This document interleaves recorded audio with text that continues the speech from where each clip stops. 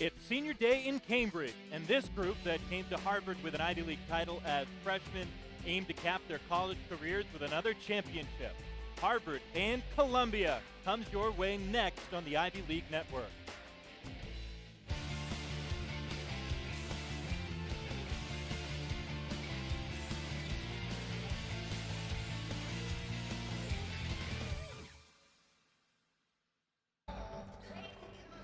An Ivy League title hangs in the balance tonight for the Harvard Crimson as they welcome the Columbia Lions into town. The same team that earlier this year down in New York City took a win from the Harvard Crimson.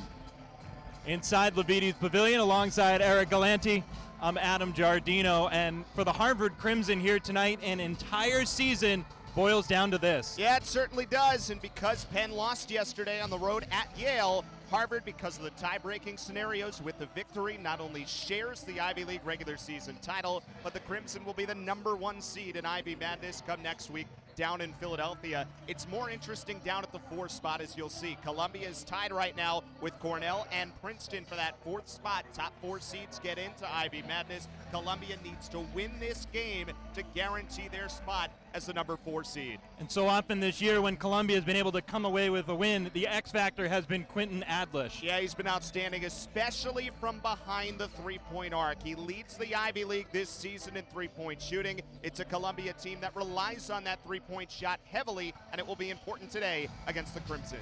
And you talk about an X factor and a double overtime win last night over Cornell. Harvard's X factor was Chris Lewis. He was outstanding yesterday, coming off his worst shooting performance in Ivy League play against Penn last weekend. Lewis was outstanding, 11 of 13, played the entire way in a game that went to double overtime in a win against Cornell, and Chris Lewis was a big part of my conversation earlier today with Harvard assistant coach Donnie Guarinoni.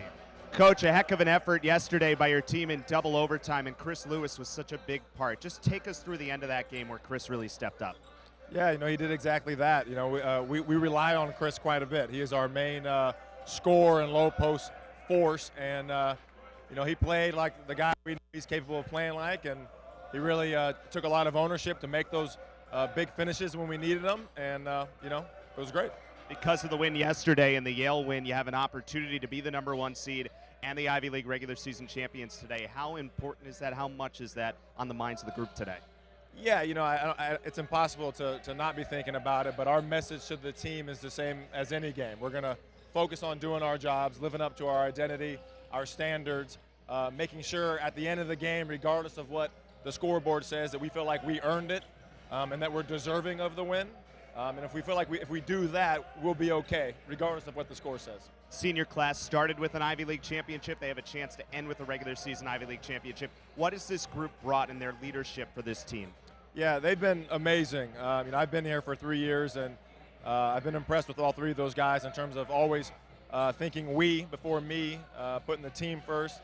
We have a saying that, good teams have good players, but great teams have great teammates, and those 3 guys are the epitome of that. Appreciate it, Minute. Good luck today, Coach. Thanks. Thank you.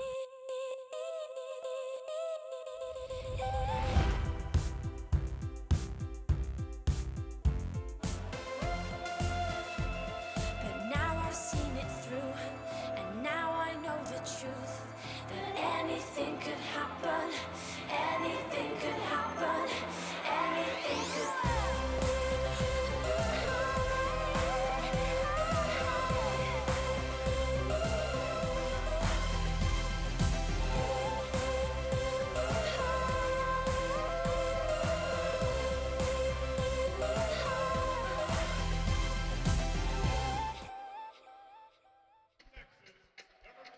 It is senior day here at Levites Pavilion, and the 3 seniors and a couple regulars being announced one by one before this packed house here in Cambridge.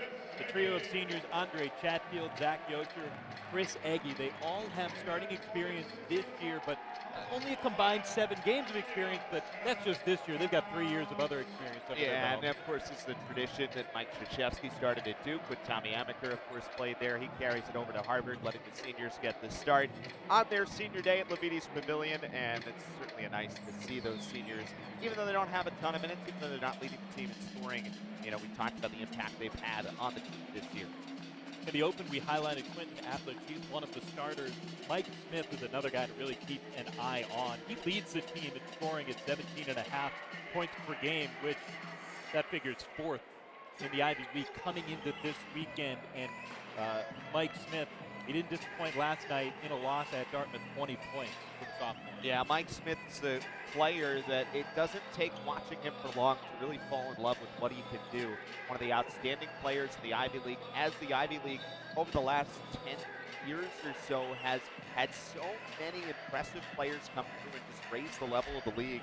Smith, who spent the summer training with Jimmy Butler and really improved his game, and he's in a nice sophomore season for Jimmy.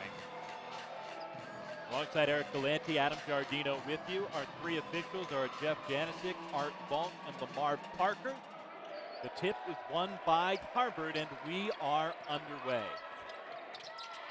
What's at stake here tonight for Columbia? Win, and they're in the Ivy League tournament. What's at stake for Harvard? You win, and you are Ivy League champions in the regular season for the first time since 2015. Seth Towns fouled out in one of the overtime periods last night. Initially drives, gives it off to Eggy. Back out to Towns. Under 5 to go on the shot clock. One-handed push shot, air ball. Columbia has it. Good defense by Columbia there, not letting Towns get the clean look at the end of the shot clock. Eggy bodies up defensively on Patrick Capet, off the glass and good. Capet, 6'10" sophomore from Charlotte, North Carolina, averages only 4 points per game, but that's a good start for him. Yeah, he's not a three-point threat. He's going to get his buckets in the paint. Columbia has the entrance to get on the board. Zach Yocher, one of the 3 seniors, with the ball outside the arc. Now it's Seth Towns who faces up, leaves it short. And a good scramble by Harvard to keep it alive, and they will keep the possession. Zhang, a little too deep for his taste. Towns drives in right at the rim. Eggy with the putback dunk. A nice read by Eggy, realizing that shot was not going to go in from Towns. Read it well and was in good position with the left hand. Now Eggy at Crimson Madness to begin the season. He won the slam dunk competition, so that's a familiar sight for these Harvard fans. Columbia responds with a bucket on the inside. Tommy Amaker urging his team to go a little bit quicker on the offensive end early on. Zhang swings to Town in rhythm, good. Well, early on what we've seen from Seth Towns, he's going to be the dominant ball handler with Bryce Aiken out once again today, and with the starters, normal starters, out off the floor for the moment. So if you can get that shot up before Columbia sets its defense, that's when you're going to have a lot of success if you're Towns. Nate Hickman goes to the rim, gotten need and lay on the ground, but he pops up okay. Towns creates some space, gets it again. Same thing, he's got that three-point shot. He's such a good shooter. Seth Towns, who can do so many things on the floor in his inside-out game. Well, Towns at 6'7" had a clear view over the top of the defender, and back-to-back threes from him. Caslin intercepted by Chatfield. Zhang in transition. We've got an offensive foul on Harvard with Andre Chatfield setting a moving screen. Yeah, that's exactly what it was. Basically like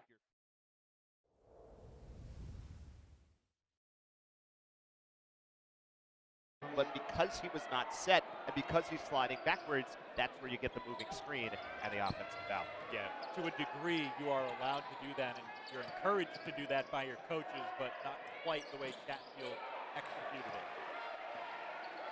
Columbia's run a little cold here early. Harvard, a pair of three-pointers have helped them. A kick out from Eggy on the wing, no. Yocher swings it back out. Harvard has a good size advantage on the floor at the moment. And they've taken advantage with a couple of offensive boards, 3 of them already.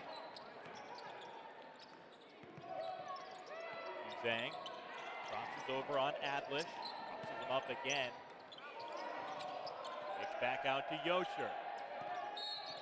Towns impeded by Kyle Caslin, and so Towns will get a fresh shot clock for the Crimson. So much of what Seth Towns does with the ball in his hand, and you'll get the seniors coming out here. Towns so good on the offensive end, doing so many things, drawing that foul. Well, for Chatfield, he came up with an interception. Yosher helped out on the offensive glass, and Eggy with a putback dunk. For the trio of seniors, that's a pretty solid 4 minutes of work to begin this one. Now, the more traditional starting 5 out there for the Crimson. Zhang pulls up for 3.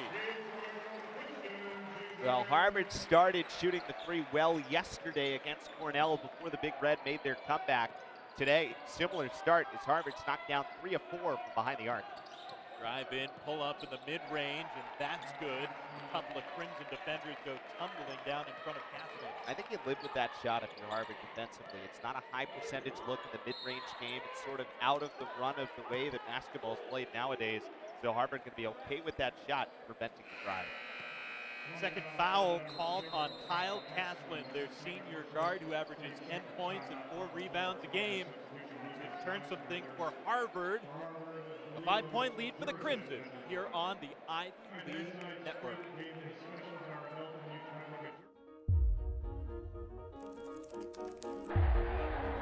He's got it! He's got it! McCarty!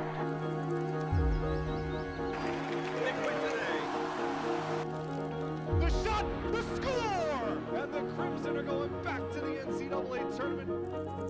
We are trying to help students develop skills that they can take into the workplace and take into the world.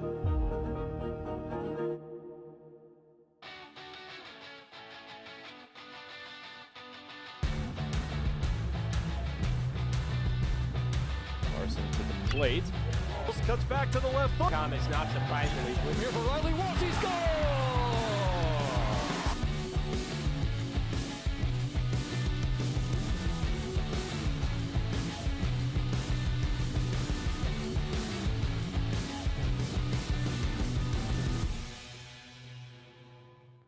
Pulitzer Prize-winning author Herman Wouk once wrote, "The best things of the moment were outside the rectangle of Columbia.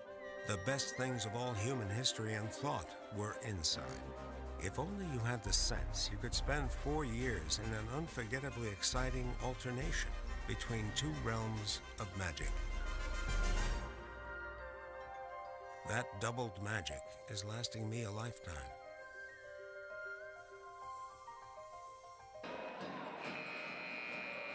A hot start for Harvard has them out to an 11-6 lead. It's as simple as this for Harvard. If they win, they are Ivy League champs and have the #1 seed in the conference tournament next weekend.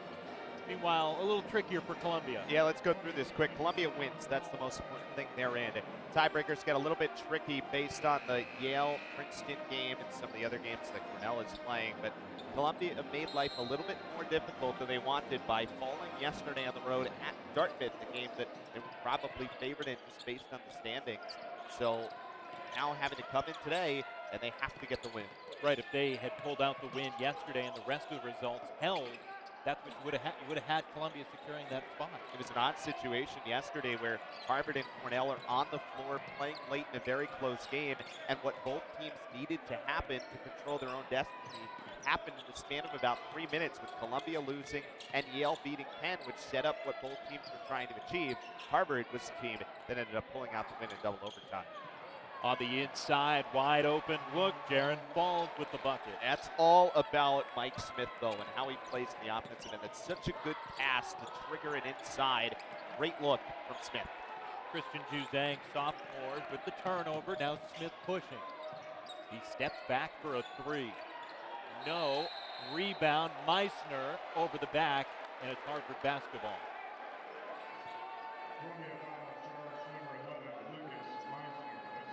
Well, Lucas Meissner, 6'8" junior from Germany, going up over the back. Saw that right hand came in on Bassey. Right arm extending down, even though he had the rebound with his left. Johnson a pull-up three. That's one of those that if it goes in, it's a good shot early in the shot clock. And Johnson had a clean look, wide open. Columbia not back in time, and Harvard with the triple. Especially since Johnson could have dribbled in, drawn the defender, and he had Lewis set up for a lob. It was a 2-on-1 push for Harvard. Jump shot, no good. It's a miss by Nate Hickman. Zhang with the push. Juricic drives past Meissner. Left-handed finish is good. Juricic, nice move, starting right, sweep back to his left to get to the bucket. A nice run out here by Harvard to double up Columbia. Swing around, Meissner from three, no. Meissner didn't play yesterday for Columbia. One of their best players at nearly 12 points and 8 rebounds per game.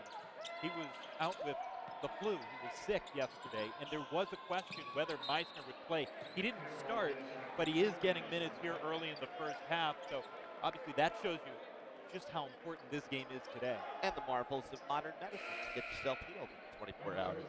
Get on the floor today. Well, there's nothing that screams modern medicine than college campus, right? Everyone's healthy all the time, getting enough sleep. Absolutely, this time of year. Eating right. That's what college kids are known for. Rio Haskett in the game for Harvard, 6'3" freshman. Ball's in the hands of Johnson, who's just bottomed up a three. Henry Welch is in the game. He's the one with the basketball for the moment for Harvard. Now it's back to Haskett, who hops into the lane. Pass deflected, 2 in the shot clock. Johnson off balance. Air ball, shot clock violation. Yeah, you know, you see these bursts from Haskett, and it feels like there's so much potential bottled up. You see the flashes sometimes, and as he grows and matures as a player and kind of reins in some of that enthusiasm and aggressiveness, he has a chance to be a really special player here at Harvard. Yeah, I think that he's somebody that is just going to turn the corner one of these days. And, maybe that's not in his freshman year, but he can sure provide valuable minutes, and he has all season long. Another miss for Columbia as the sluggish start will continue to allow Harvard to keep this lead, an 8-point advantage for the Crimson. Bassey double team.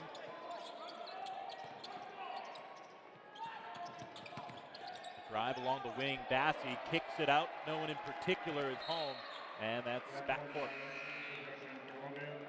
A little bit over-aggressive from Bassey, trying to force the ball into a tight window, but ended up high of everyone.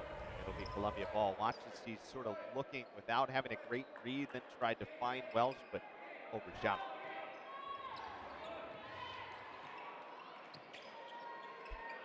Smith and Meissner work outside at the top. Back in the hands of Smith. Round a screen. It's the free throw line, shut down by the 6'10" Welsh. A bit of a mismatch on the inside. Falls, works on Johnson and gets the bucket. Giving up about 5 inches on the defensive end, and Falls went to work. Johnson right back in his face at the other end. Well, fool me once. That's okay, but you can't allow the second one. And that's the second time Johnson ends up wide open in transition. And Columbia saw him pull the trigger the first time, and he's not afraid to do it again, and he knocked it down. Corner three, good. It's a heck of a shot to get up over top of the defense. Gabe Stefanini, 45% three-point shooter. Not a surprise that he's knocking one down to bring Columbia back to within 6. Exciting senior day action continues next right here in the Ivy League Network.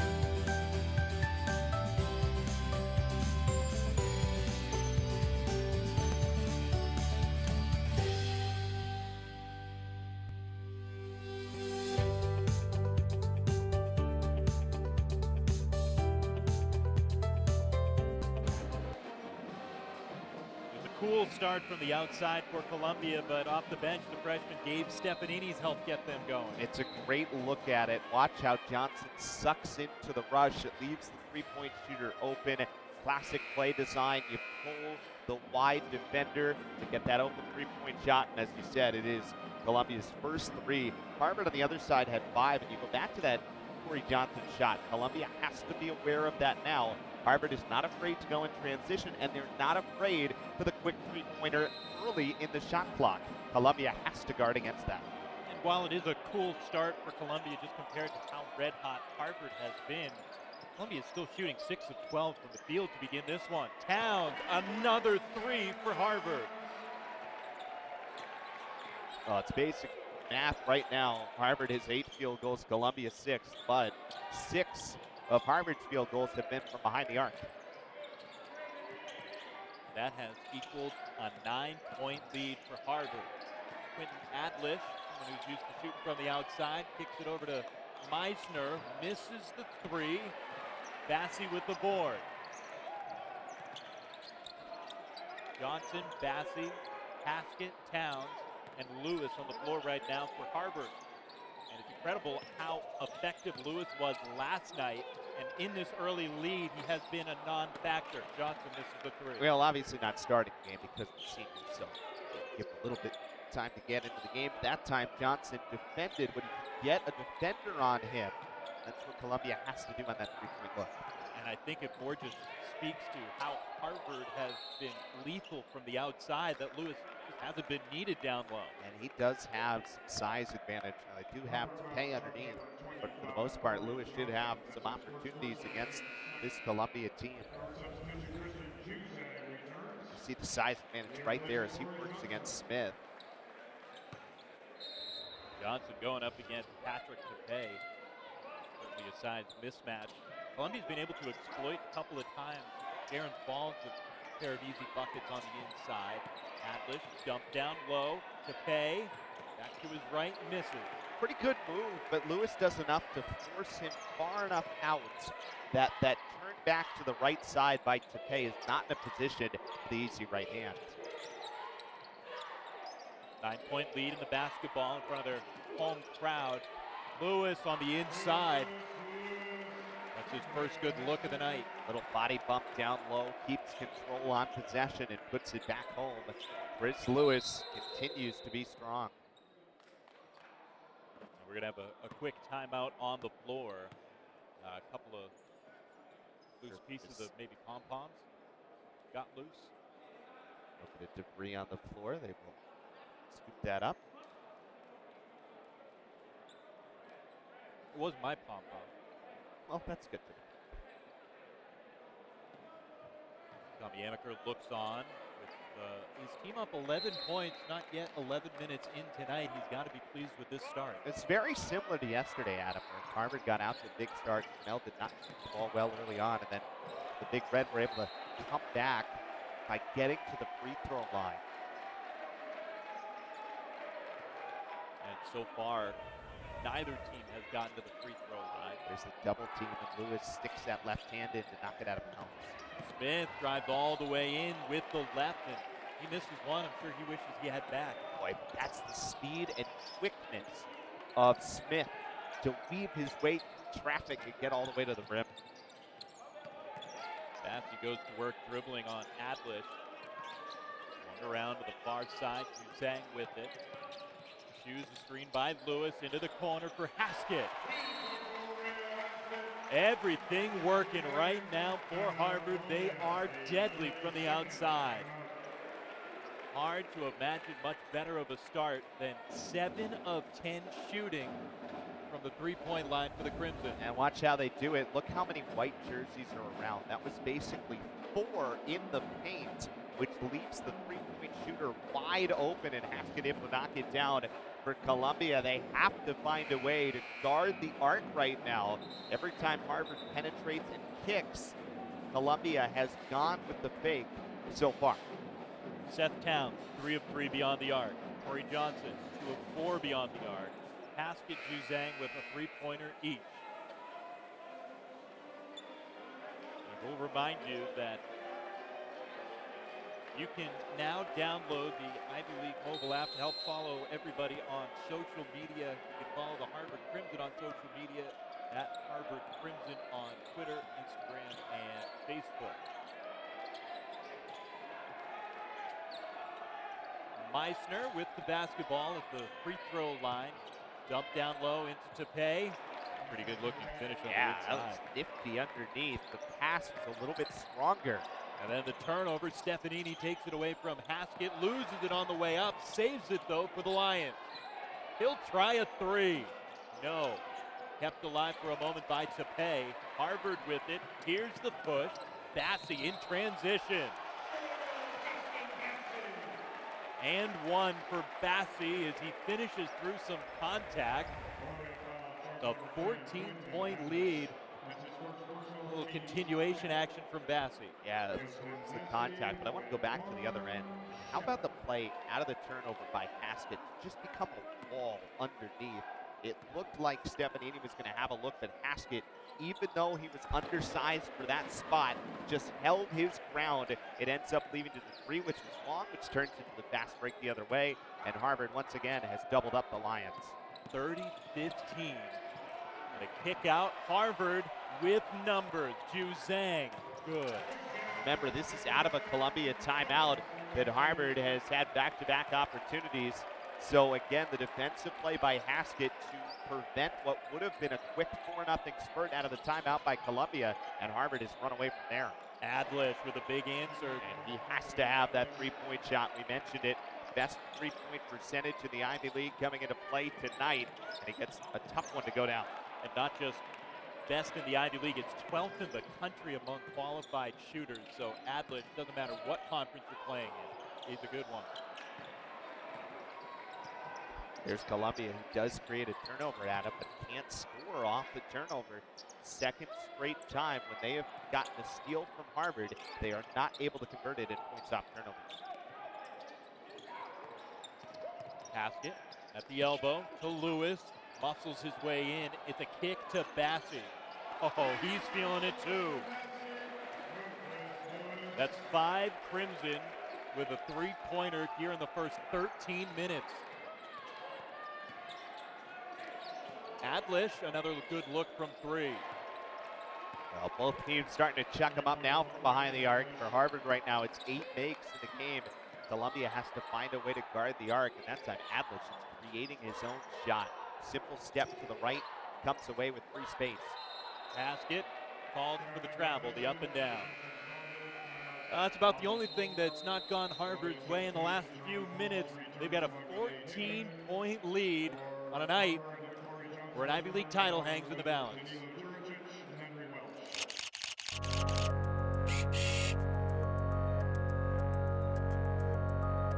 At Harvard, we reach out to our opponents with respect. We are modest champions, and we accept defeat with dignity. When a teammate falters, we reach out and pick each other up. Our student athletes reach out to members of our community. At Harvard, we reach towards our goals with diligence and passion.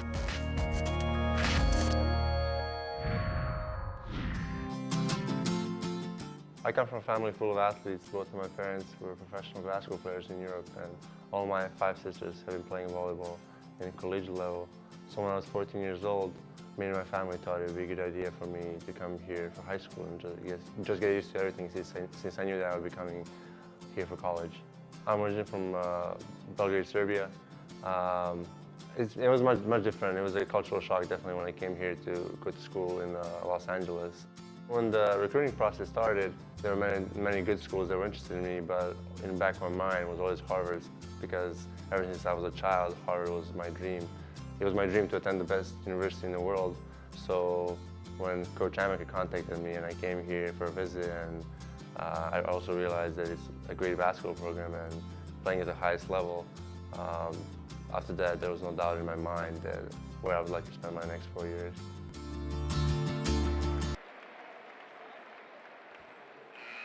Point lead for the Harvard Crimson over Columbia, and this quick start, it really doesn't match up with the way Harvard has played this season in conference play, these have typically been grinded out type wins. I think that speaks a lot to the Ivy League this year, Adam, and just how good the league has been top to bottom. Penn and Harvard obviously at the top record-wise, but you have still 3 teams competing for the 4th spot coming into today. Going into this weekend, it was really 4 teams. Brown was still alive going into the weekend. But, you know, for Harvard, they've had these games. We grinded out close games. We saw overtime, double overtime yesterday, and that can help going into the conference tournament coming up next week. A year ago, Harvard had 7 wins by double digits in their conference schedule. Coming into tonight, they only have 3 such wins. So yeah, you talk about just being close and learning how to win close games. And you know where that really helps is if you are able to escape from the palestra next weekend and you're going to the NCAA tournament, you're going to be the underdog seed if you're coming out of the Ivy League. And you're probably not looking at a blowout victory over whoever you're matched up against. You got to be able to learn to win these close games. Doesn't matter which team comes out of the Ivy League. Faulds there fighting for the offensive rebound, and this was eventually created by Smith. But you get that right hand whack on the arm of Welch. Yeah, Welch did a job as good as he could try and clear the area. On the far side, Juricic with the basketball out to Johnson. But Bassey, one of the 5 players with a 3-pointer knocked down early on by Harvard. Zhang will try it. Short. Rebound sprinted out by Stefanini. Could have been a little bit of shuffling, but instead Meisner into Stefanini. Welsh keeps it alive. Harvard gets the board. And that's where defense preventing the fast break. Stefanini could not quite lean into that shot. He was falling away when he missed, and it turns into points at the other end. Zhang leans into a pull-up jumper in transition himself. Juricic a reach in on Smith. He goes for the help defense.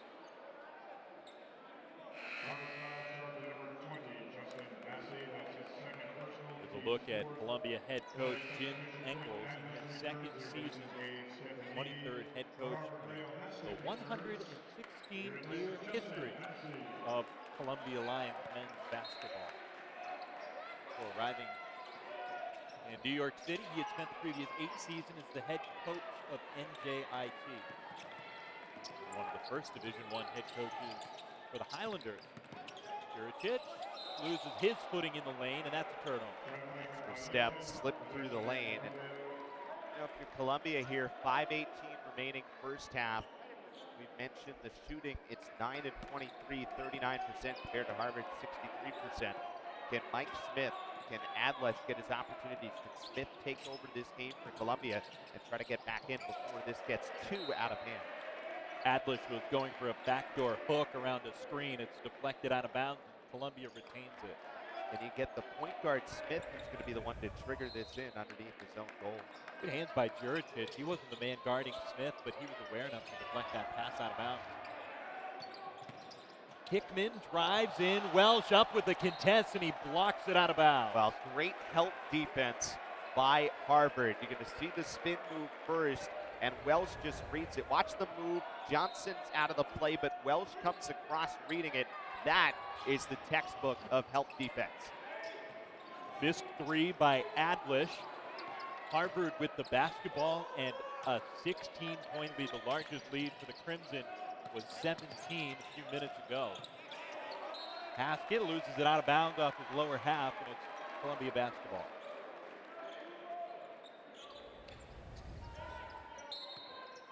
Gets shut off baseline, and then a good reach in by Adlesh to not pick up any contact and swat it off of Haskett.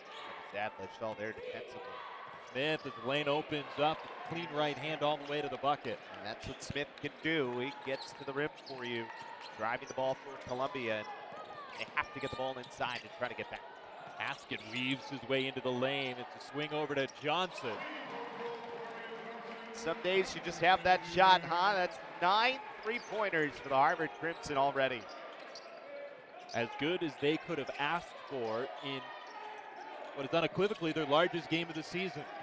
It's an entire body of work this season that boils down to win, and you're an Ivy League champion and the #1 seed in the conference tournament.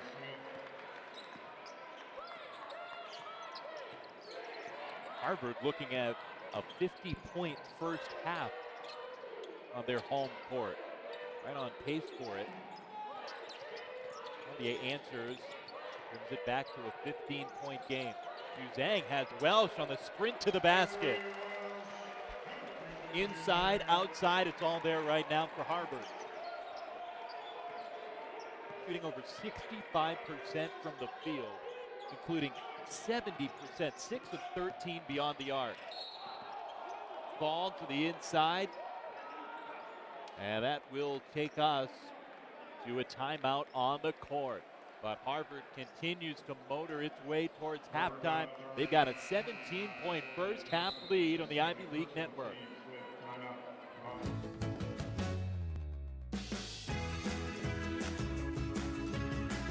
What's up, guys? My name's Connor Coyne. I'm one of the new multimedia interns here at Harvard in the athletic department.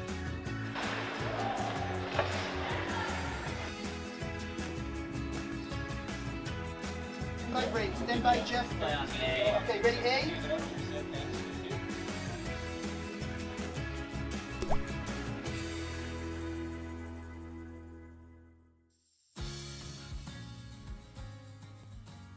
I'm from Germany, and in Germany soccer is the national sport and every little kid will try out soccer. I was lucky enough to have an older brother who was playing soccer, so I asked to join a soccer team. I was starting to think about how I could best combine my academic drive and my passion for soccer and competitive soccer. No American colleges are really commonly known in Germany, but Harvard is really a term. So when the Harvard coaches contacted me, I was pretty enthusiastic about it. I realized that this was the place where I could get the best academic education possible. And on top of that, I could also continue playing high-level soccer. And that is what at that point made the difference for me. I've enjoyed being at this place so much, playing for this team, being part of this program. Looking back, it was the best decision I've ever made in my life.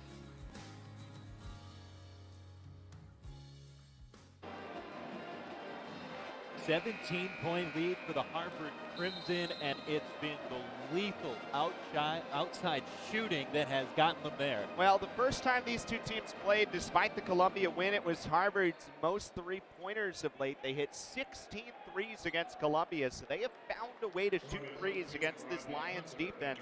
And today, already 9 of them in the first half, thanks to 3 from Corey Johnson. Johnson, only 3 times this year, has knocked down more than 3 three-pointers. His season high was 5. He went 5 of 12 in the first meeting this season between these two teams. So for Johnson, he's mighty comfortable shooting it from the outside against the Lions. Here's Adlish. Columbia sure could have used that, but they get the offensive rebound instead. Down low to Falk, works on to Lewis. May have lost his pivot foot, and they call him for the travel. Well, trying to find a window through Chris Lewis is not an easy task. And if you hesitate even a little bit, Chris Lewis is going to make you pay. And, you know, for Lewis, that's the perhaps most impressive thing. You know, last night he goes 11 of 13 from the field, 7 of 9 at the free throw line, but just what he is able to do one-on-one down low. That's a couple of times he simply shut down whoever he's gone up against in the post. Now here's the dump down low to Lewis. Point blank range contested, and he can't finish. Well, on the other end, that time Tay got him a really nice defensive play. Good recovery because it was a great entry pass over the top to Lewis. And a foul whistled on Harvard. That's the team's 6th. So one more. The next one will put Columbia at the free throw line, but not yet. 5 team fouls for Columbia, so it's been a little close to the vest in terms of officiating. The best players have been able to stay out on the court. Although Johnson does go to the bench here with a foul. Smith works on to Lewis, lobs it to Tapé, leaves it short, and a foul called on Bassey.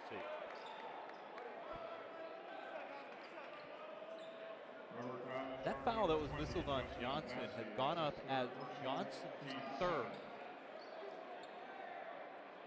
It's one of those calls, as the whistle came in, it seemed like once the shot missed, they weren't going to give Tepe an and one, but they saw it not go in, and they decided the contact was warranted.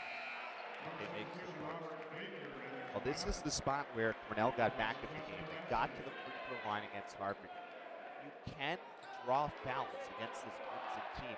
Get to the line, and that may be the way back here to make the shots without the clock running. Tepe makes them both. A big body on the inside at 6'10", and frankly doesn't get to the free throw line all that often. Only 24 free throws attempted in 23 games coming into the weekend. Calmly knocks down a pair. Lewis gets the dump down pass. Robert Baker checks in for the first time. It's out to Towns. Juricic open in the corner. Towns throws it out of bounds. Just a little bit of miscommunication there. Towns and Juzang. For a couple of minutes here by Columbia. Is there a path back in? You would think if there is, it happens with getting this game a little bit closer before the half.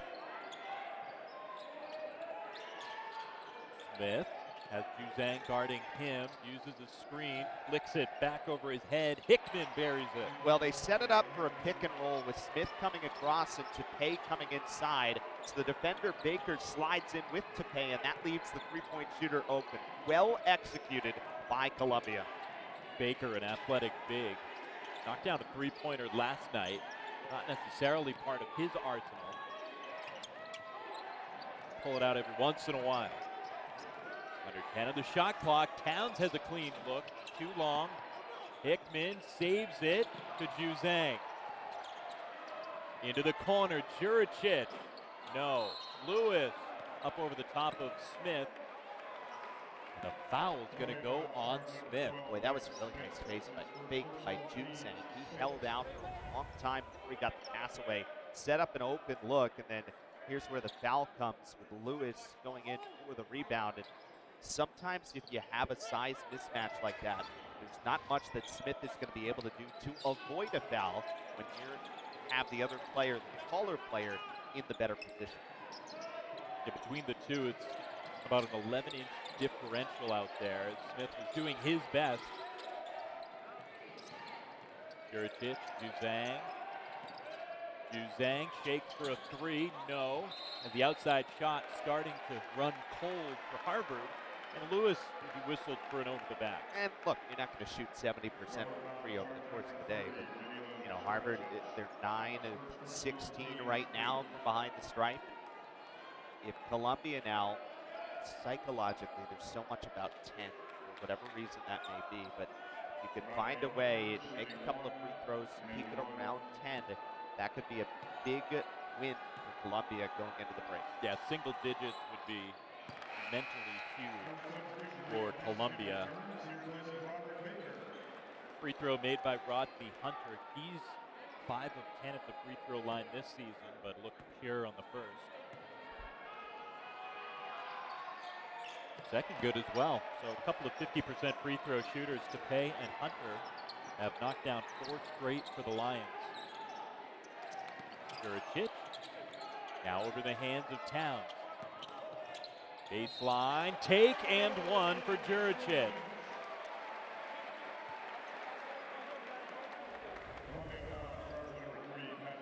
The freshman from Brampton, Ontario, absorbed the bump, and that's what Harvard really needed to get a little life back into itself down the stretch. Yeah, Tepe just a little bit late coming in to make that play, and he was not set. That's where the foul comes.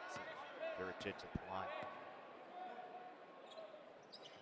Juricic makes it, and makes it a 13-point Crimson lead. 9 different players have scored for Harvard here in the first half. Corey Johnson and Seth Towns each have knocked down 3 threes, each with 9 first-half points. Columbia can go for a quick 2-for-1, and they get the dunk on the inside by Tepe. What a play by Smith. The no-look pass. That is so impressive from the point guard. 4.5 assists per game for Smith to go along with his 17.5 points per game coming into the weekend. Harvard can run this down to about 4 seconds to go. How about a no-look pass by Towns to Juricic? He misses on the inside, and Columbia has the basketball. They can trim it to 8 going into half. Smith, the kick to Hickman. He up fake.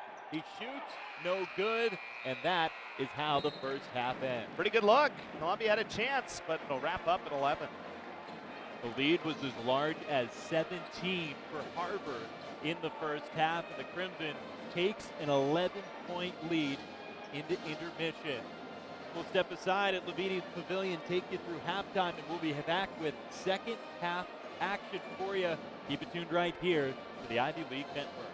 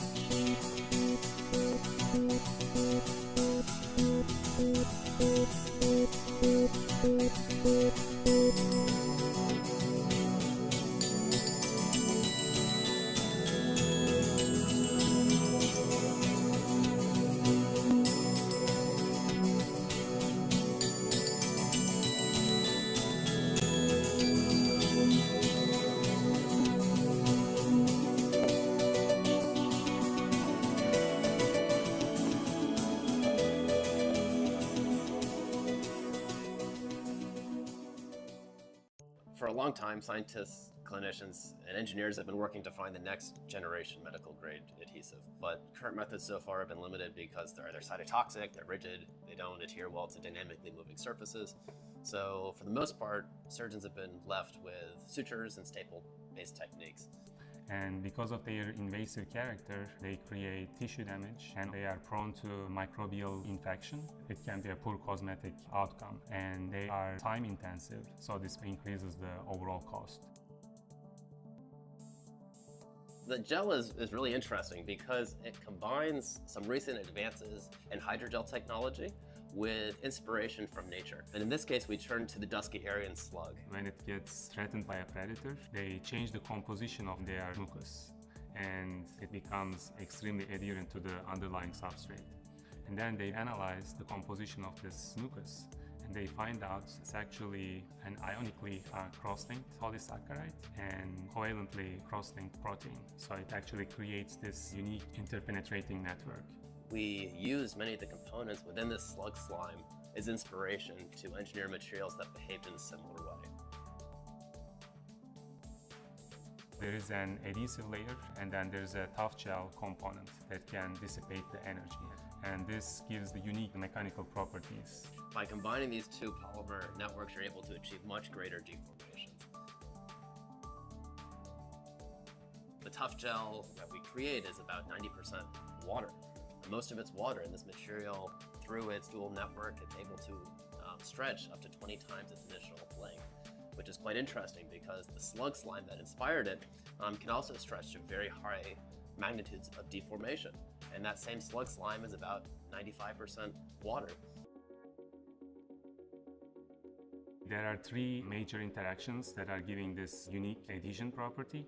So these are covalent interactions. We add in some coupling reagents and do some other surface chemistry modifications to be able to create these strong covalent bonds that create adhesion. And ionic interactions. When we think about these materials carrying this net positive charge, and that the tissues have a net negative charge, we can think about these electrostatic interactions, similar to laundry clinging to each other in a dryer after it's been operating. And also physical interpenetration, the physical network formation between the tissue and the adhesive. Which is similar to like reaching and pulling out a telephone cord from a bunch of tangled cords. This bridging polymer interpenetrates into the tissue and gel networks and really forms a lot of entanglements. The uniqueness about this technology is it can actually work in a wet and dynamic environments. You can adhere to surfaces even in the presence of blood. We've even tested this in the case of a beating heart. We can apply blood to the tissue surface. We can apply the tough adhesive, and it adheres very strongly to the surface. So the first step is to make the tough gel. And we make the tough gel by essentially dissolving alginate in solution. We purify that alginate solution, and then we add in some polyacrylamide into some syringes. We do syringe mixing steps, and then we can inject the solutions into some molds. We can mold them into any shape that we might be interested in. We can apply our adhesive components to it, and we can couple those adhesive polymers to the surface of the gel, which we can then apply the composite gel adhesive surface to our wet tissue. We apply compression on the order of 1 or 2 minutes. And as that happens, the adhesion energy increases rapidly. By that time, you're already much higher than most commercially available medical grade adhesives. We found that our tough adhesive adheres strongly to skin, cartilage, and arteries. And we also found that it can actually close holes in the heart tissue, and it stops bleeding from a lesioned liver tissue. I think that if we think about developing a vision for the future of medicine, I think we can think about creating adhesive sutureless interfaces, developing materials that can improve the way that tissues heal without interfering with them further. This is what gets me excited about this work as we continue to develop this technology.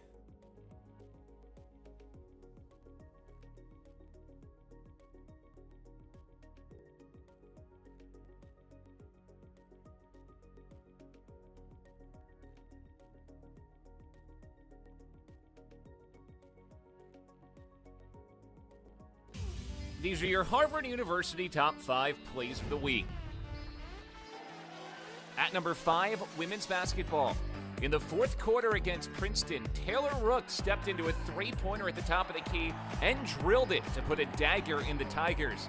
The win came on senior night at Levites Pavilion, where Rooks and Kirby Porter were honored pregame.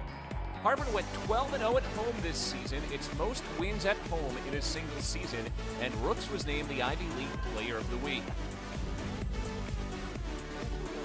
At number 4, women's hockey. Early in the second period, Becca Gilmore forced a turnover along the neutral zone. That allowed Harvard to turn defense into offense. Kat Hughes picked up the puck, carried it down the boards, and rewarded Gilmore, finding her at the crease for a crimson goal. At number 3, men's tennis. With the score tied at 3 apiece, junior Andy Zhao clinched a 4-3 comeback win for Harvard with a 6-2 win in set 3 over Northwestern's number 2 spot. This win marked a weekend sweep for Harvard and moved its overall record to 12-2. At number 2, men's swimming and diving.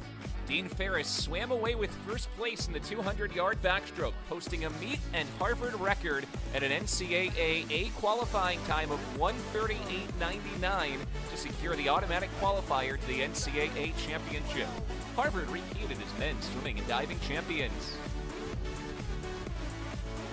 At number 1, women's track and field. Gabby Thomas set the Ivy and program record on Saturday at the Ivy Indoor Heps in the 60-meter dash with her 7.25 second effort in the preliminaries, an effort that qualified her for the NCAA Indoor Championships in the event. On Sunday, Thomas won both the 60-meter dash and the 200-meter dash, marking 3 straight Ivy Indoor Heps where she's pulled off the sweep in those 2 sprint events. She's the first Ivy Leaguer to sweep the 2 sprints at Indoor Heps. That's it for this week's Top 5 Plays. Be sure to check out the Ivy League Network for more live and on-demand content.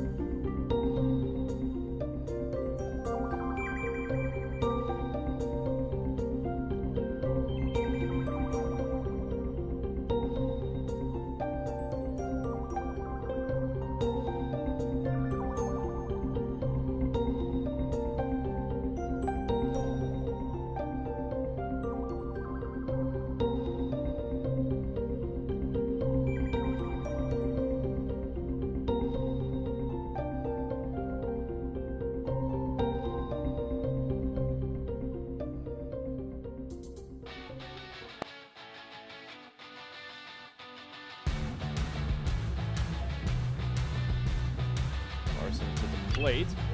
Cuts back to the left foot. Thomas, not surprisingly, from here for Riley Walsh. He scores!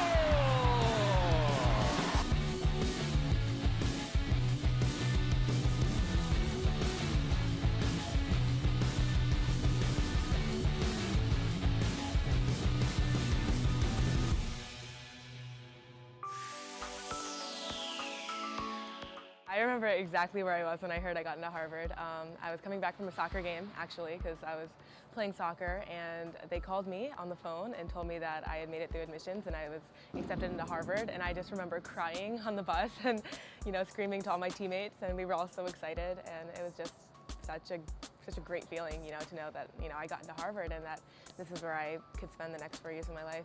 And being captain, you have so many people kind of looking up to you, and you're a role model, and everything you do kind of impacts the team a lot. In a way, it's a lot more responsibility, but it's also kind of rewarding, and it motivates me a lot. Our first HEPS championship was huge. That was kind of the first time, we came together as a team and really accomplished something that meant a lot for all of us. Because track it can be individualized a lot of the time, because we all have our individual goals, but then when you come together, that's something that's really special.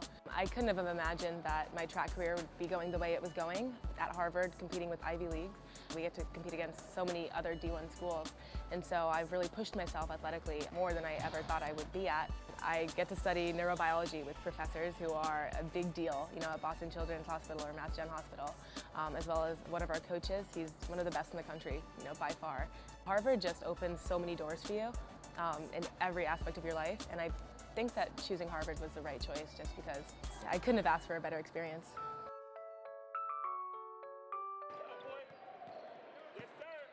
Back at the campus of Harvard University, it's the Crimson with a 45-34 lead at the half over Columbia.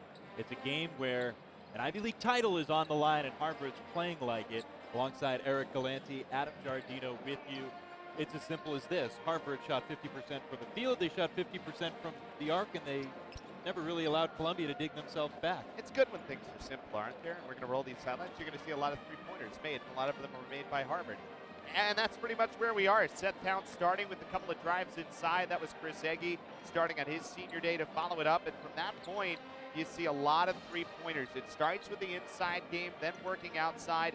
Corey Johnson hit a couple. On the other end, Columbia had some opportunities when they got the ball inside and got it inside successfully, but Harvard just so good from behind the arc. Columbia scratched their way back in and did a pretty good job to bring it back to a 10-point game. Harvard with an 11-point lead going into the break. And for Columbia, if you told them you'd come on the road to Harvard, shoot 42% from the field, knock down 4 threes, make all 4 of your free throws, I think Columbia would have signed up for that or something similar to that, but they just didn't expect Harvard to come out and do what they did at the offensive end. You certainly wouldn't sign it up for it defensively, but don't forget, it's not that much different than how the first game went. Columbia shot the ball a little bit better, but Harvard hit 16 threes against Columbia back February the 2nd down in New York. And today, Harvard's hit 9 threes in the first half. So similar kind of pace, similar kind of game. Flash numbers at, 56% from 3. If you're Columbia, both teams have a similar amount of field goals. So in terms of possessions and amount of shots they've gotten up, but big numbers in the rebounding category too. And 5 offensive rebounds of those 20 by Harvard. So Columbia has to be a little bit better on the boards. Now, some of that is because Harvard has missed shots. So that goes hand in hand. But a little bit better on the boards, a little bit better defensively around the three-point arc. Can you make Harvard beat you in different ways? Because if not, Harvard's going to be the #1 seed in Ivy Madness. Harvard with a 5-0 advantage, second chance points off of those 5 offensive rebounds. So that's certainly an area where if Columbia shores that up at either end, either get more aggressive on the glass itself or simply do a better job of keeping Harvard off of the offensive glass. An 11-point game, even up that, could have been a 5 or a 6-point game here at the half. 20 minutes goes up on the scoreboard here at Levites Pavilion. Thanks for making us part of your Saturday evening. Alongside Eric Galanti, I'm Adam Giardino. Columbia comes in needing a win. If Columbia wins, they are assured of a spot in Ivy Madness next weekend. 14 tournament. The winner of the tournament goes on to the NCAA tournament. If Harvard wins tonight, they're the 1 seed in that tournament, and they're the Ivy League champs in the regular season. But Columbia opens the second half with an easy bucket on the interior. I think you're going to see a lot of Mike Smith penetrating and a lot of getting the ball inside for Columbia on the offensive end. Entry into Lewis, he's smothered, ball poked away, and Columbia has it. You know, turnovers are an interesting number because Columbia, while they did pick up some turnovers, Harvard turned it over 9 times. Columbia, 7 points off turnovers. Not a bad total, but there was certainly more to be had there. Here off of a turnover, what can they do on offense? Well, the turnover here, Smith with a nice up fake. Has Seth Towns guarding him, and he draws the foul on Towns, and will get some free throws. That's what Smith can do, getting to the line. Watch as he moves to his left. Again, Towns, who has significantly more size, but Smith using his quickness and able to go both ways, both right and left. That time he goes left on Seth Towns. That wasn't terrible defense by Towns. He just got beaten to the spot. He didn't reach in. He didn't try and block a shot he shouldn't have, but that was just a wise play by Smith. Smith had 20 points and made all 4 of his free throws last night. Buries his first. And this is suddenly an 8-point game. It's a 7-point game. Harvard's once 17-point lead is really starting to dwindle. Well, you made mention of it, how close a lot of these games have been for Harvard. There's no easy outs in the Ivy League this year. It's just, you know, the tournament's going to be 4 deep. It could go 6, 7 deep. It'd be a difficult tournament. Oh, Lewis with the muscle on the inside as he jams it home. A pretty strong response by Harvard for their first points of the second half. Smith gets clobbered to the floor, no call, play on. Zhang to Towns, beats Dapé to the rim and makes the layup. Now remember the first half, Harvard had a couple of possessions like that. What did they do? They took the long 3. That time, Columbia understands that, goes to play the 3-point line, and a great read by Seth Towns to move past that defense. What a cut by Smith, the contact and the bucket. Caslin with the assist, threaded it in there. Well, Smith can use his stature to get inside and slip through. Second time he's done it. And again, if Columbia can get to the line against these Harvard bigs, especially with Smith, they have a chance.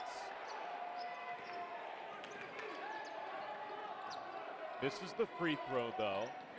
So Smith with 10 points, tied for the team lead with Patrick Tapé. Zhang for the corner, rattles it home.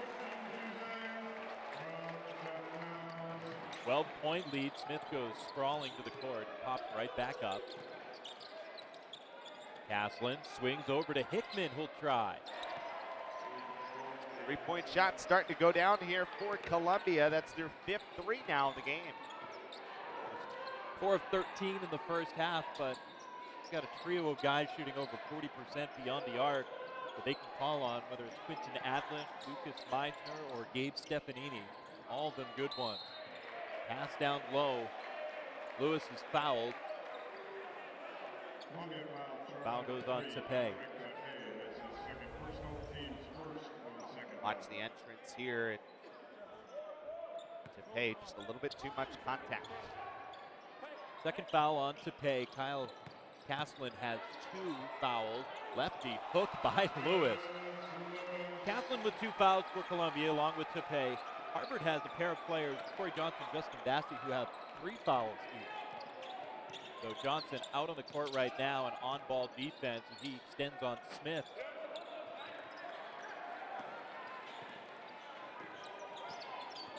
Lewis hustles down court. They can't get him the ball initially on the rush, so he'll back down on Tapé.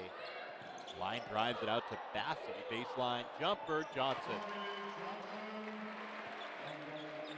Nice look there by Johnson to get some space, and Harvard has reestablished the lead at 13. It had gotten down to 7. A quick burst by Harvard. Bounces it back up to a comfortable spot, but Smith comfortable beyond the arc, and he drills the 3. Well, Mike Smith is some kind of player for Columbia. Just an awesome shot, and it's creating his own shot. 6 first-half points for Smith, already 7 here in the second half, but he's whistled for the reach-in foul on Seth Towns. Just a little bit eager reaching in. That'll be his second. The ball gets deflected at the top, and so your eyes get big as a defender going for a loose ball, but Towns was certainly there. Good deflection by Aplish. Lewis for a moment sets a screen. They enter down low to Lewis. A feathery hook bounces out. Towns keeps it alive. Columbia wants it over the back, but a good job by Towns to not make contact and just tip it out. Juzang. Pass to Lewis. Out of bounds off of Columbia. And Harvard will have the basketball when we return to Levites Pavilion. 11-point halftime lead. It's still 10 for the Crimson. We'll be back on the Ivy League Network. I never thought about playing hockey in college until I went to Nobles, and my team, my freshman year, went to a game at Harvard just to grow our minds and explore opportunities for the future. Coming here, I immediately knew this is where I wanted to go. Watching the team play at their home rink in front of a home crowd was something I knew immediately. This was a team I wanted to be a part of and a school I wanted to go to. Every freshman at Harvard tries to be an economics major, and I did as well, and realized that I wasn't interested in that. And I took a psychology class randomly and immediately knew this was something I wanted to learn about, was passionate about. In the past 3 summers from being at Harvard, I have always done internships in marketing and business, and so that's something I really want to go into. I'm super interested in it. Psychology, I think, has a lot of different aspects to it, including marketing and sales, psychology of people, why they want to buy things, why they do certain things. So after college, I wanted to go into marketing, sales, business, but psychology has definitely played a huge part in that. So when I came and visited Harvard, I immediately knew this was a team that worked extremely hard, but also had a ton of fun while they were doing it. And that was something that drew me because I like to have fun, I like to be crazy, but I also really like to work hard and play hockey to the best of my ability. And I knew the coaches here push everyone so hard to do the best they can. They develop the girls on and off the ice. They teach us how to be good kids around campus and better players on the ice. It's senior day here at Levites Pavilion, and it's a senior class in Andre Chatfield, Zach Yosher, and Chris Egge, who began their 4-year journey with the Harvard Crimson with an Ivy League championship back in 2015, and they'd love to bookend it with an Ivy League regular season championship here in 2018. Right now, 15:44 remains on the clock, a 10-point lead for Harvard. Under 16 good minutes away for Harvard in order to do just that for their 3 senior leaders. The trio all got the start today and all factored in some capacity. Egge had a putback dunk. Zach Yosher with an offensive rebound. Andre Chatfield came up with a steal. All positive first couple minutes, 4 minutes for each of them to begin this contest.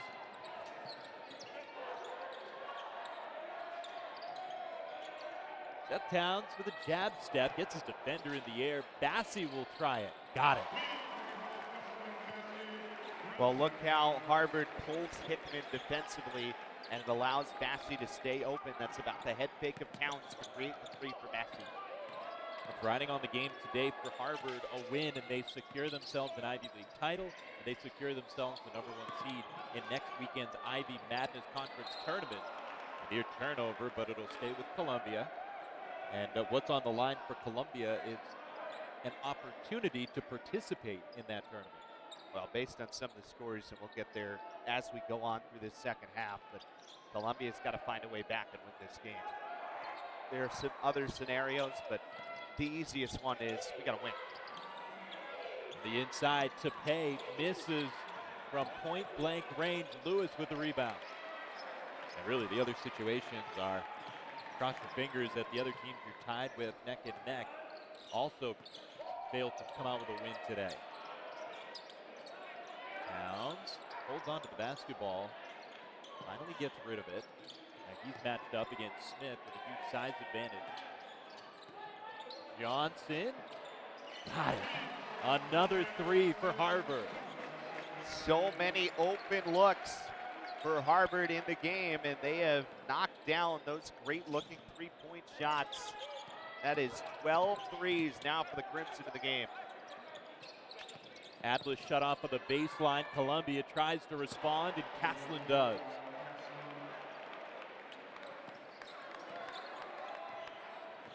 So 16 now down to a 13-point lead for Harvard with 14 minutes to go in regulation. Last night, a little more than regulation was needed.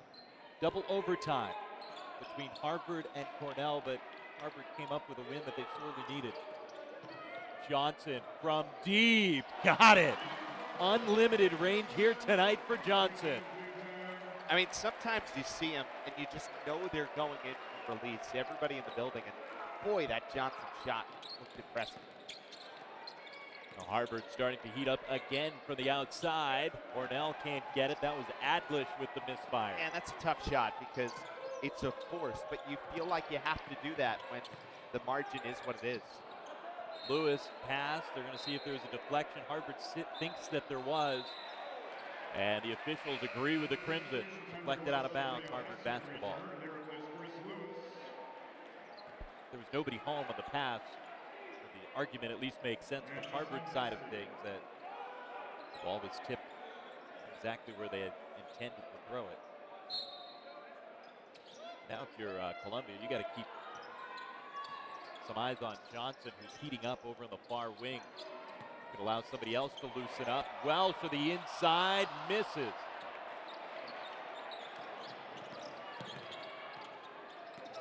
Hickman drives in, nearly slips and falls, maintains his footing. Jump down to Tapé. Instead, the cutter to Hickman, he misses. Ball out of bounds, Harvard basketball. Couple of misses right at the rim, one on each end.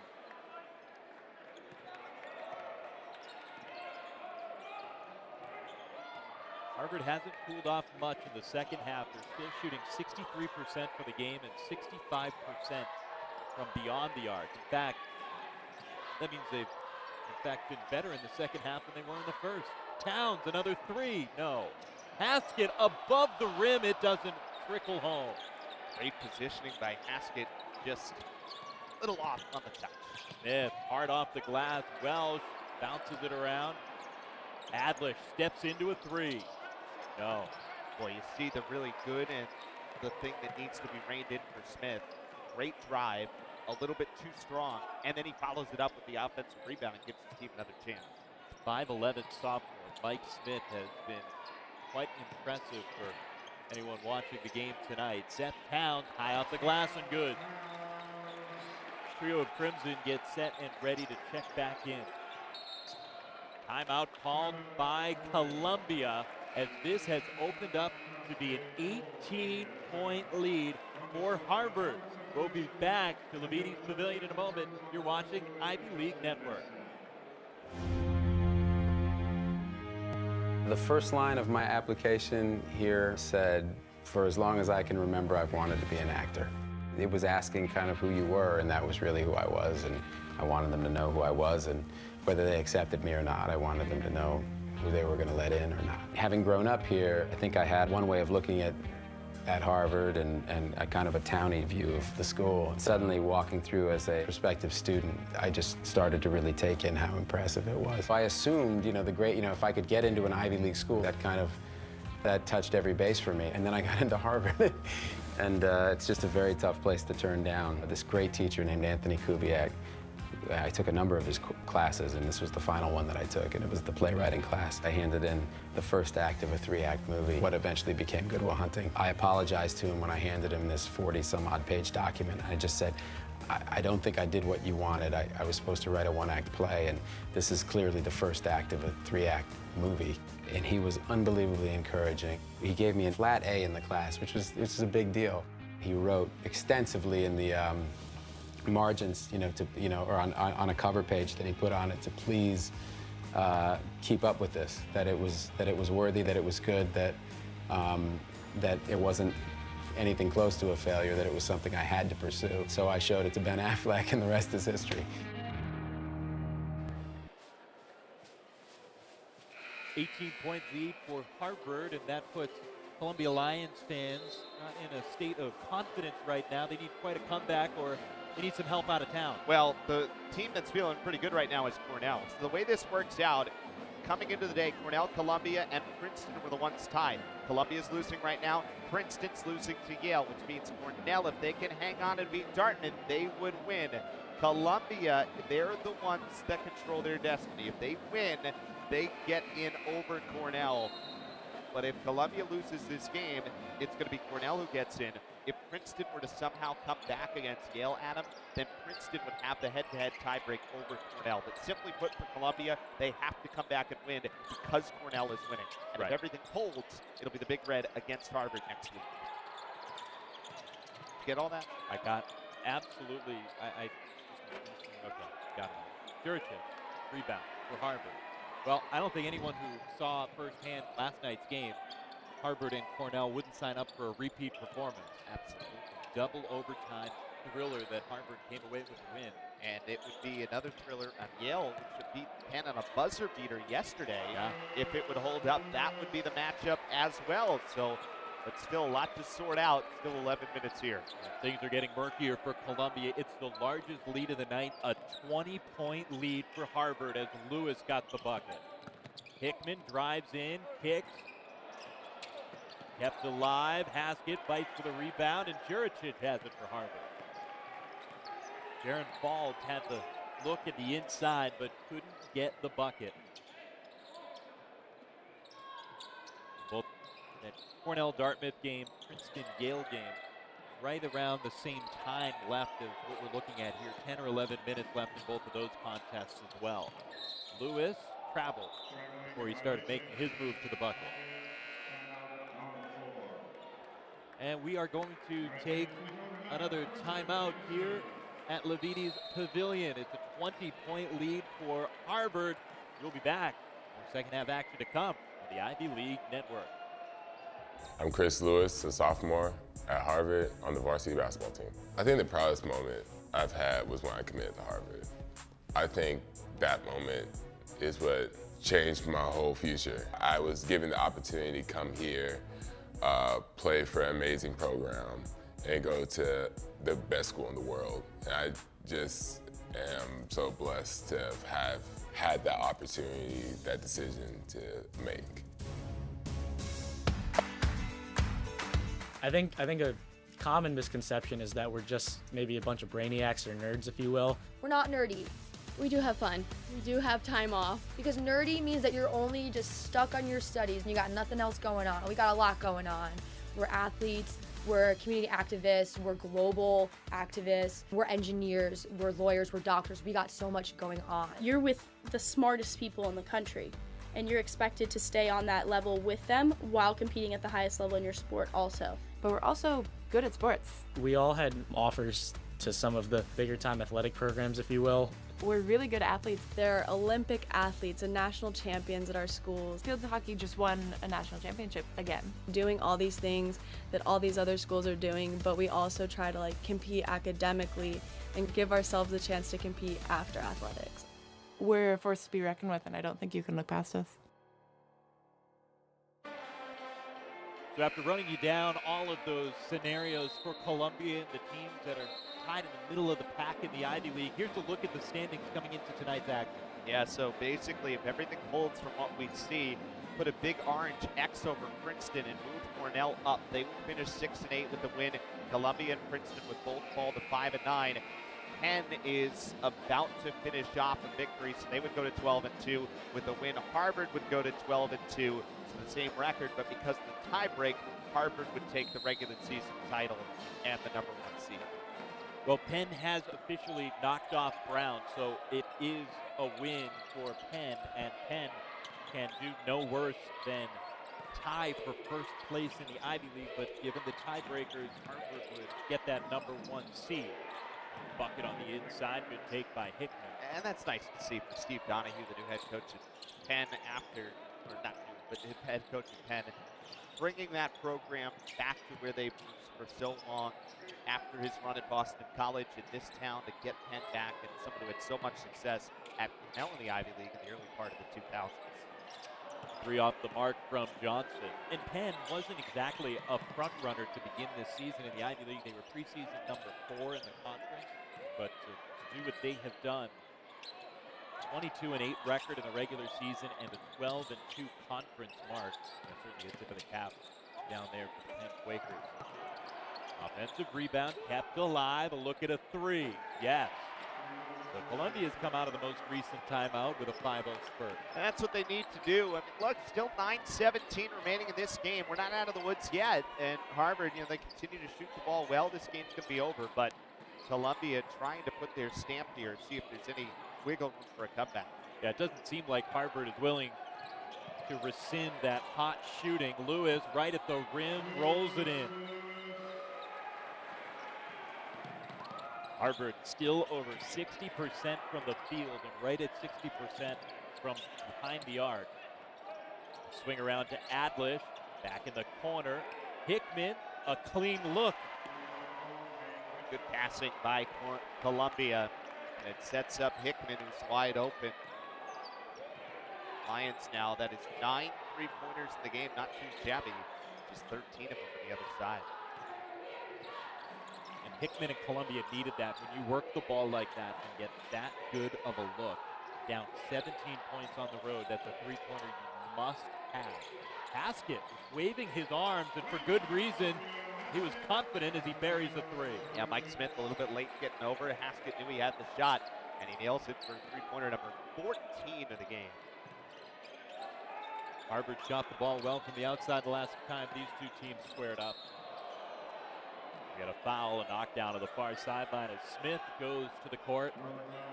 And Harvard still out with a 17-point lead, just a shade under 8 minutes left. The home stretch coming up next. You're watching basketball action on the Ivy League Network.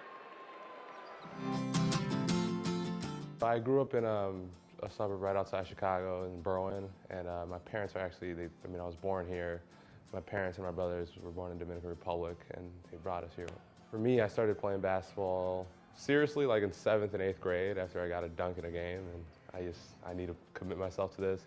But for me, it was my parents that made sure I didn't, they wouldn't let me go to the gym until I did homework, So from the very beginning, they made it clear that education was a priority. We came here for an education.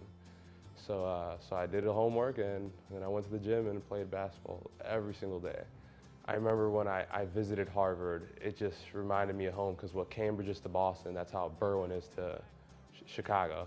It was a bigger decision than me, because I knew that not only would I be impacting my family, but the whole community. So so many students, I remember when I committed, just how many students would come up to me and tell me they want to be like me, or I inspired so many kids, because they go to a school where it's not likely for them to go to a school like Harvard. They don't think it's possible. And for me to be able to bring that into all these students, into the community, that was true success for me, being able to impact other people than myself. So that was a goal of mine, and I know attending this place, I was able to do that.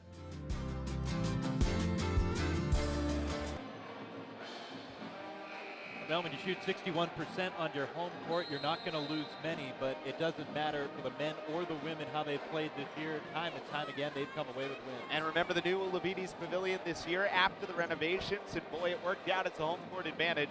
The women go undefeated, and Harvard, if they can hold on today, the men would have just the one loss and move to 12-1 on their home floor in the year. The women who finished 12-0, and whoever the architect of the new Levites Pavilion project, I think that's a pretty good affirmation that it worked out, and it is a beautiful facility with the renovations that Harvard's going to enjoy for a long time. And boy, it worked as a home court advantage this year.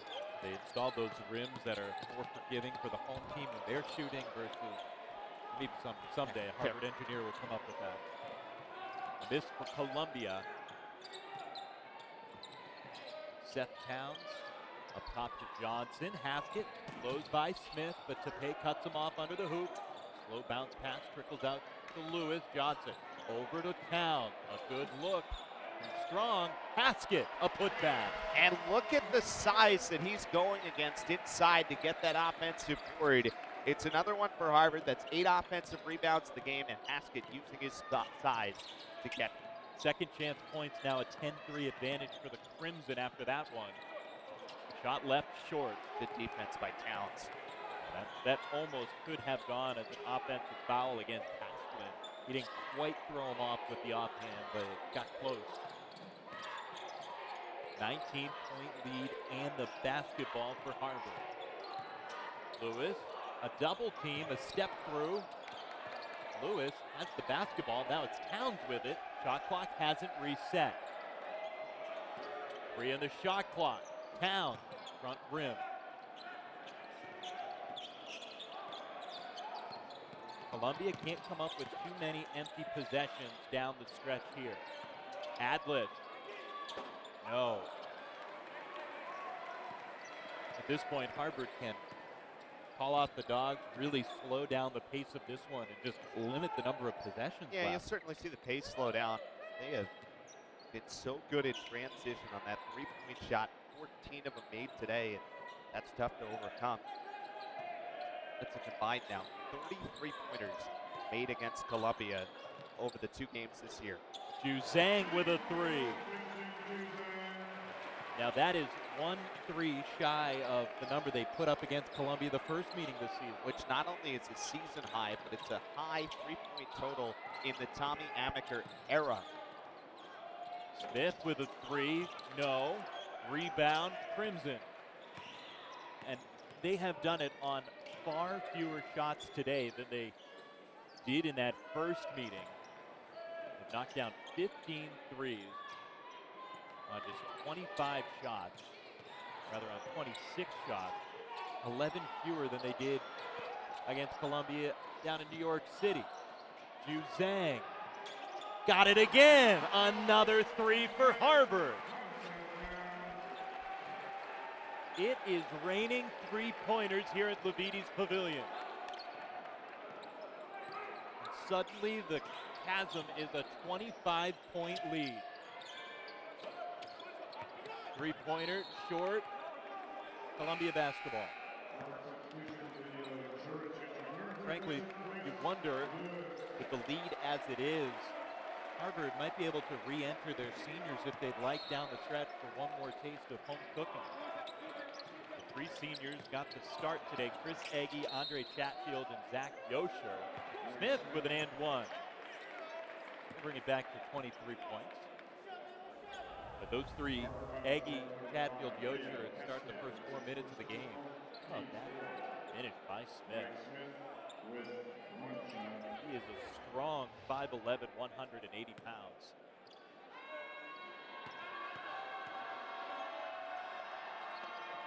Good. Timeout called by Columbia. So we will keep it right here as Harvard has a 22-point lead. You know, Adam, you look at the numbers, and it's not as if Columbia allows these many 3-pointers consistently through the course of the year, but something about the way that Harvard has played this defense has allowed the Crimson to get going with their 3-point shot, and they once again are on point. Ivy League fans, remember, you can watch the Ivy League Network across a variety of platforms, including desktop, mobile, tablet, and the recently released ILN app on Apple TV and Roku.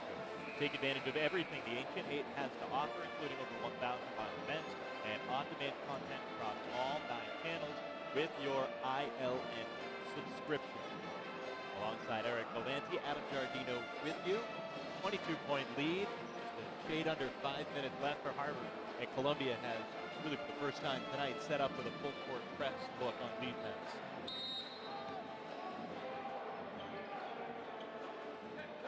Seth Towns, the trigger man, he gets it into Juricic. Up to Haskett, who breaks the timeline, now blows by Hickman. Swings it over into the corner, and Harvard will be able to set up in the half court. Good looking press break by Harvard. Break much of a sweat. Zhang to Juricic. He's hounded with 5 on the shot clock. Into the corner, intercepted by Hickman. Caslin to Hickman, who breaks the free throw line, and he gets an and one.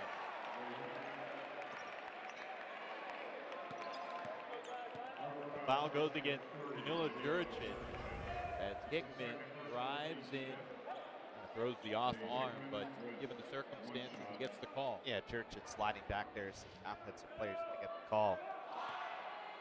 Columbia not going to go down without a strong closing effort here and continue to fight through this one.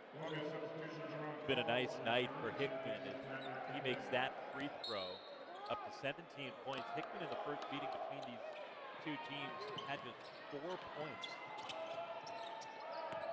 19-point lead and the basketball. Ball poked away. And the press is effective for Columbia. Smith over the top of his head to Kaplan. Now shuts him off. Adlish from the corner. He makes it a 16-point game. And a timeout called by Tommy Amaker. A 25-point lead. Now is a 16-point lead for Harvard. We'll be back. The home stretch next here on the Ivy League Network.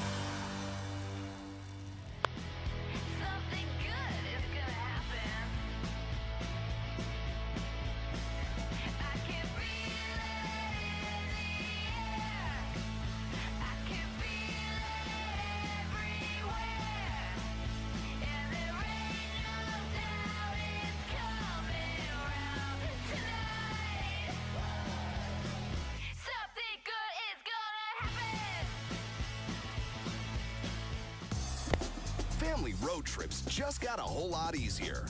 The 2018 Nissan Rogue.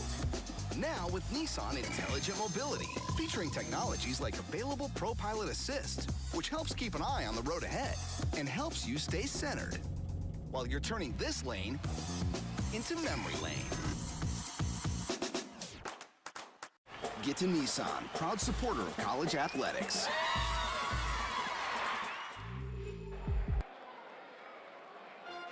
16-point lead for Harvard, the Columbia Lions, and a look at the out-of-town scores. We've got one game that's gone Final 10 with a 6-point win over Brown.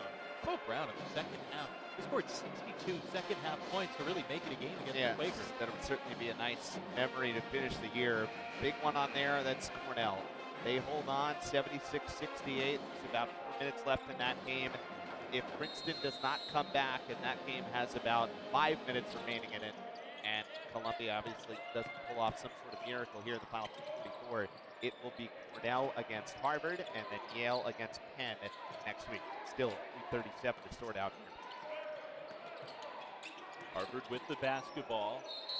Bassey gets a reach-in by Adlish, and then Adlish gets a little blow on the way by. That's just the third foul for Columbia.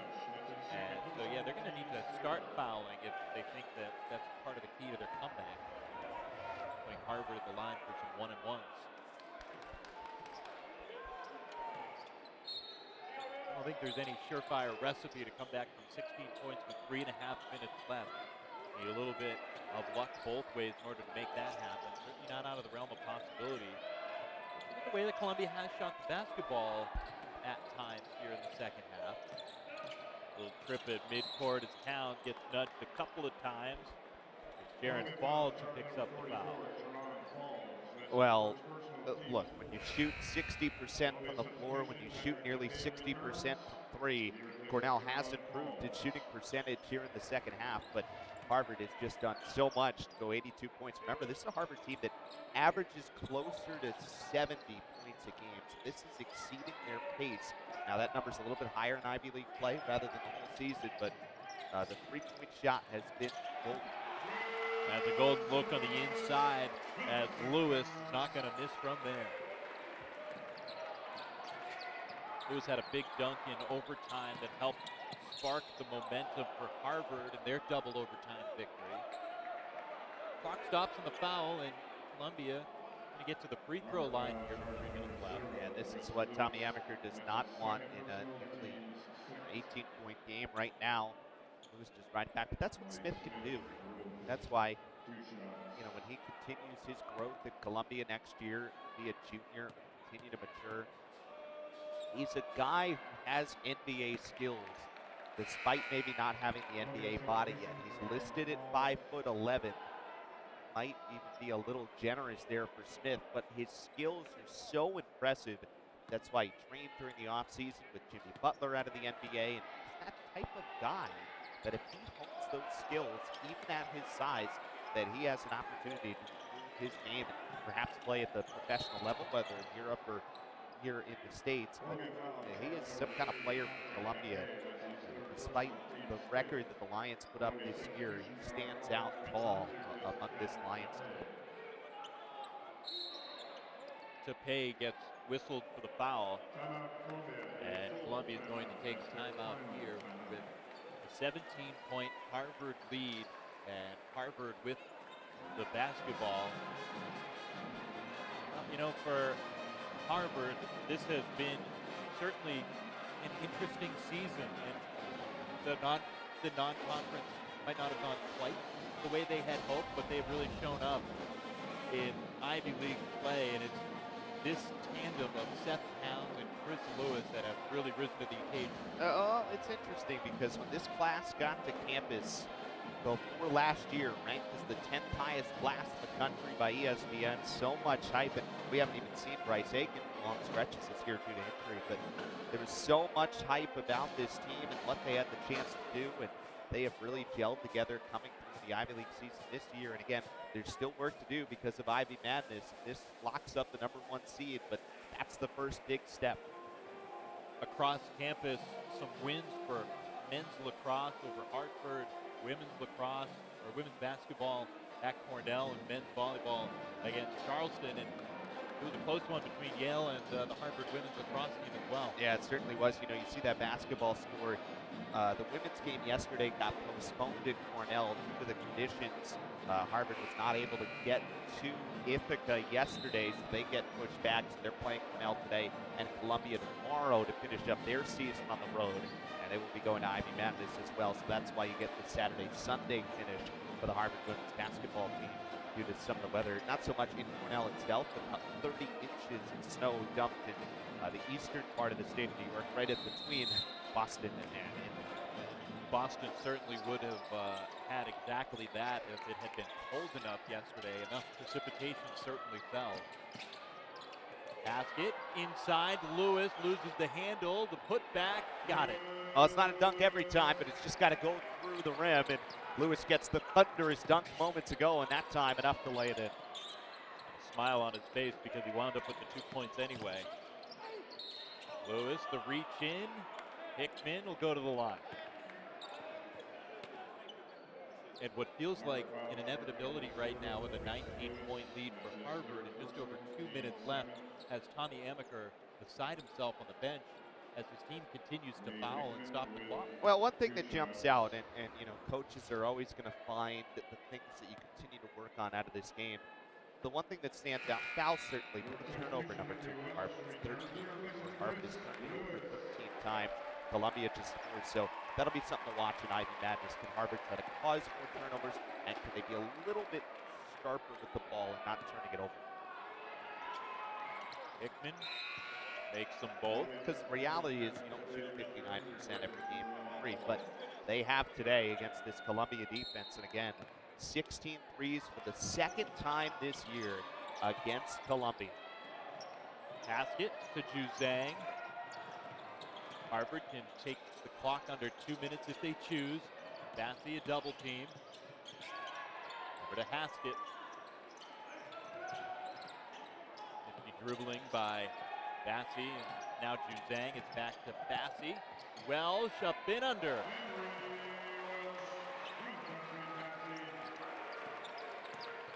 Welsh had a miss on the inside earlier in the game, but he finds a bucket there.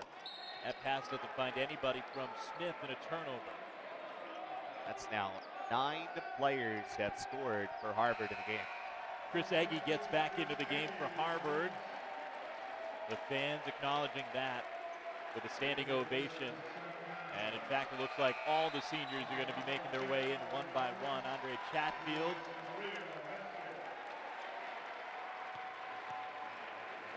Wait and see if we're going to get Zach Yocher in there as well. But for now, it's Chatfield and Egge. They wanted to get Egge an alley-oop. Instead, they get the ball in the corner, and an assist from Chris Egge. And Zach Yocher does come off the bench to the scorer's table with 90 seconds left. Gaslin.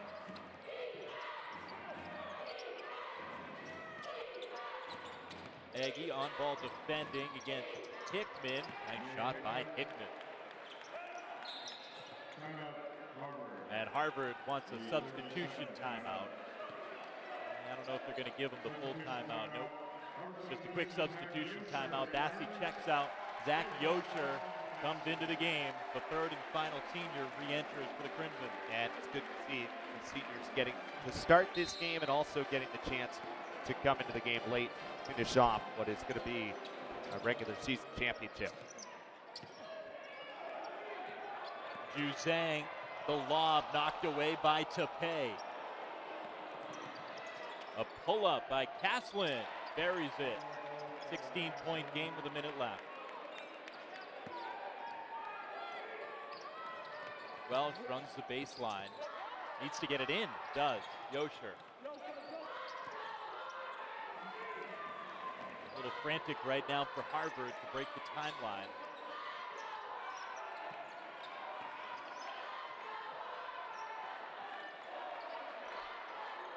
Well, the Harvard Crimson won 5 straight Ivy League titles from 2011 to 2015.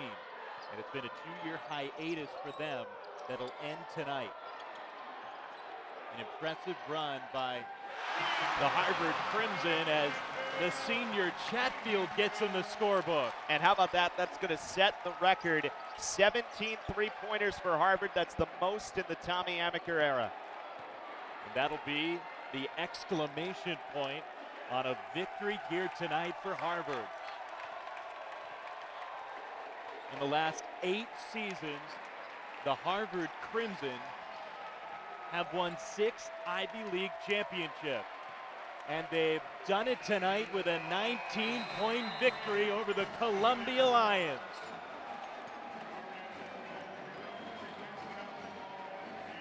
The senior class of Andre Chatfield, Zach Yocher, and Chris Egge arrived to campus with an Ivy League title back in 2015. And in their senior season, they've gotten their 2nd Ivy League championship, and they've done it by grinding through the season. Harvard picked up an early loss in Ivy League play back on February 2nd against Columbia. They went on and rattled 6 straight wins off before losing at Penn by 3 points. And then Harvard with back-to-back wins. They got some help as well when Yale knocked off Penn at the buzzer last night.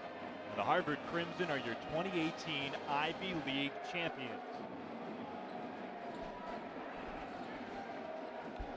And so Harvard couldn't have imagined doing it with the offensive firepower that they did tonight, but it was truly a remarkable effort by the offense. Well, we mentioned it, 17 three-pointers for Harvard. That sets a record in the Tommy Amaker era, and they get to celebrate here with Coach with the 2018 Ivy League title.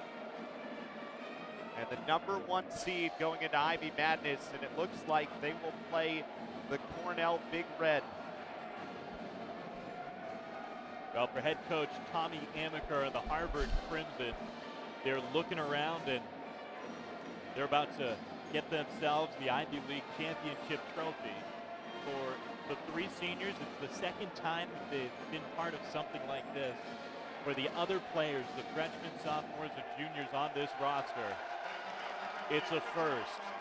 And for this group of sophomores that came in as the #10 recruiting class in the country a year ago, Harvard hopes it's the first of a string that this group gets used to. And under head coach Tommy Amaker, it's hard to expect anything else from a group that won 5 straight Ivy League titles. Took a couple years off without an Ivy championship, and here they are back in 2018.